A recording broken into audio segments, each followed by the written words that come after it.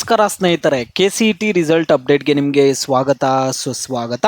ಸ್ನೇಹಿತರೆ, ವಿದ್ಯಾರ್ಥಿಗಳು ಪ್ರತಿನಿತ್ಯ ಕಾಮೆಂಟ್ ಮುಖಾಂತರ ಬಂದು ಕೇಳುವ ಪ್ರಶ್ನೆ ಏನಂದರೆ KCET ಫಲಿತಾಂಶ ಯಾವಾಗ ಬರುತ್ತೆ. ಯಾಕಂದರೆ ವಿದ್ಯಾರ್ಥಿಗಳದು ತುಂಬಾ ಲೇಟ್ ಆಗ್ತಿದೆ. ಈ ಬಾರಿ KCET ಫಲಿತಾಂಶ ಕೊಡೋದು ಕೂಡ ತುಂಬ ಲೇಟ್ ಮಾಡ್ತಿರೋ ಕಾರಣದಿಂದ ವಿದ್ಯಾರ್ಥಿಗಳು ಕೇಳ್ತಾನೆ ಇದ್ದಾರೆ, KCET ಫಲಿತಾಂಶ ಯಾವಾಗ ಬರ್ಬೋದು, ನಾವು ಡೇಟನ್ನು ಯಾವಾಗ ಎಕ್ಸ್ಪೆಕ್ಟ್ ಮಾಡ್ಬೋದು ಅನ್ನುವಂಥದ್ದನ್ನು ವಿದ್ಯಾರ್ಥಿಗಳು ಸತತವಾಗಿ ಕೇಳ್ತಾನೆ ಇರ್ತಾರೆ ಕಾಮೆಂಟ್ ಮಾಡಿಬಿಟ್ಟು. ಈ ವಿಡಿಯೋದಲ್ಲಿ ನಿಮಗೆ ರಿಸಲ್ಟ್ ಬಗ್ಗೆ ಮಾತನಾಡೋಣ. KCET ರಿಸಲ್ಟು ಯಾವ ಡೇಟ್ಗೆ ಬರ್ಬೋದು ಏನು ಅನ್ನೋದ್ರ ಕುರಿತು ಮಾತನಾಡೋಣ. ಎಲ್ಲರೂ ವಿಡಿಯೋ ಕೊನೆವರೆಗೂ ನೋಡಿ. ಅದಕ್ಕೆ ಮುಂಚೆ ನೀವ್ಯಾರಾದರೂ ನಮ್ಮ ಚಾನಲನ್ನು ಇನ್ನೂ ಸಬ್ಸ್ಕ್ರೈಬ್ ಮಾಡದೆ ನೋಡ್ತಿದ್ರೆ ಈಗಲೇ ಚಾನಲನ್ನು ಪಟ್ಟಂತ ಸಬ್ಸ್ಕ್ರೈಬ್ ಮಾಡ್ಕೊಳ್ಳಿ ಮತ್ತು ವಿಡಿಯೋಗೊಂದು ಲೈಕ್ ಆದರೆ ಕೊಡಿ. ನೀವು ಕೂಡ ಸಬ್ಸ್ಕ್ರೈಬು ಲೈಕಿಂದ ನಿಮ್ಗೆ ಇದೇ ರೀತಿ ಕಂಟಿನ್ಯೂಸ್ ಅಪ್ಡೇಟ್ಸ್ ಆದರೆ ಸಿಗ್ತಿರುತ್ತೆ. ಈಗಾಗಲೇ ಯಾರು ಸಬ್ಸ್ಕ್ರೈಬು ಲೈಕ್ ಮಾಡಿ ವಿಡಿಯೋ ನೋಡ್ತಿದ್ರು ಎಲ್ಲರಿಗೂ ನನ್ನ ಒಂದು ಹೃದಯಪೂರ್ವಕ ಧನ್ಯವಾದಗಳು. ನೋಡಿ ಸ್ನೇಹಿತರೆ, ನಾನೀಗ ಡೈರೆಕ್ಟ್ ಟಾಪಿಕ್ಗೆ ಬರ್ತೀನಿ. KCET ವಿದ್ಯಾರ್ಥಿಗಳು ರಿಸಲ್ಟ್ ಬಗ್ಗೆ ಕೇಳ್ತಿದ್ದೀರಲ್ಲ, 2024ರಲ್ಲಿ ಜೂನ್ 1ನೇ ತಾರೀಕು ನಿಮಗೆ KCET ರಿಸಲ್ಟ್ ಆದರೆ ಕೊಟ್ಟಿದ್ರು. ಈ ಲಾಸ್ಟ್ ಇಯರ್ ಅಂದರೆ 2025ರಲ್ಲಿ ಮೇ 24ನೇ ತಾರೀಕು ನಿಮಗೆ ಫಲಿತಾಂಶವನ್ನು ಕೊಟ್ಟಿದ್ರು.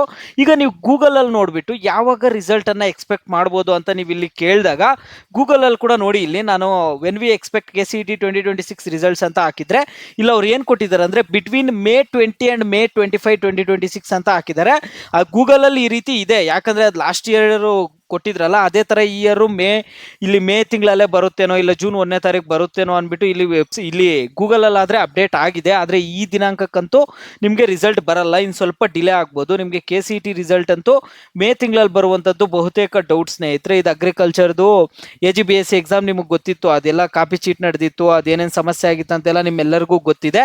ಈಗ ವಿದ್ಯಾರ್ಥಿಗಳಿಗೆ ಅದರಲ್ಲೂ ಒಂದು ಗುಡ್ ನ್ಯೂಸ್ ಏನಂದರೆ ಅಲ್ಲಿ ಹಿರಿಯೂರಲ್ಲಿ ಮಾತ್ರ ಎಕ್ಸಾಮ್ ಮಾಡ್ತಿದ್ದಾರೆ. ಓಕೆನಾ, ಹಿರಿಯೂರಲ್ಲಿ ಮಾತ್ರ ಮತ್ತೆ ಎಕ್ಸಾಮ್ ಕಂಡಕ್ಟ್ ಮಾಡ್ತಿದ್ದಾರೆ, ಬೇರೆ ಯಾರಿಗೂ ಎಕ್ಸಾಮ್ ಕಂಡಕ್ಟ್ ಮಾಡ್ತಿಲ್ಲ. ಅದೊಂದು ಖುಷಿ ವಿಷಯ. ಮತ್ತೆ ಎಲ್ಲ ವಿದ್ಯಾರ್ಥಿಗಳಿಗೂ ತೊಂದರೆ ಕೊಡ್ತಿಲ್ಲ.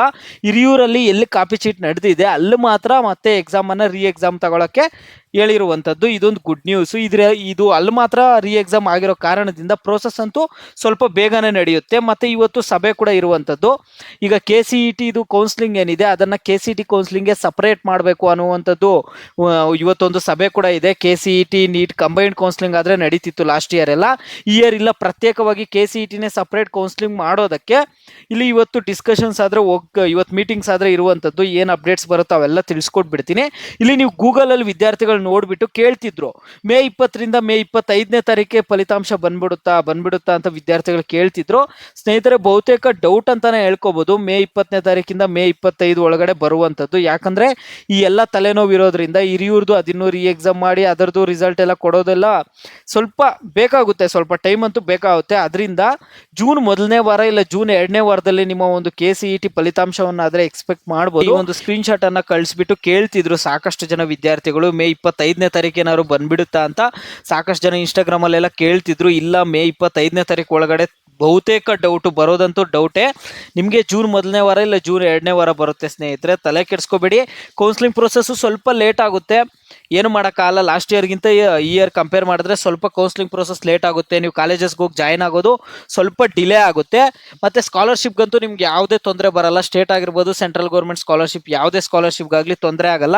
ಯಾಕಂದರೆ ಇದರಲ್ಲಿ ನಿಮ್ಮ ತಪ್ಪೇನಿಲ್ಲ, ವಿದ್ಯಾರ್ಥಿಗಳ ತಪ್ಪೇನು ಇರಲ್ಲ. ಅದರಿಂದ ನಿಮಗೆ ಒಂದು ಸ್ಕಾಲರ್ಶಿಪ್ ಲಾಸ್ಟ್ ಡೇಟ್ಗಳೆಲ್ಲ ಎಕ್ಸ್ಟೆಂಡ್ ಮಾಡ್ತಾರೆ. ನೀವು ಅದ್ರ ಬಗ್ಗೆ ಯಾರು ತಲೆ ಕೆಡಿಸ್ಕೊಳ್ಳುವಂಥ ಅವಶ್ಯಕತೆನೇ ಇಲ್ಲ.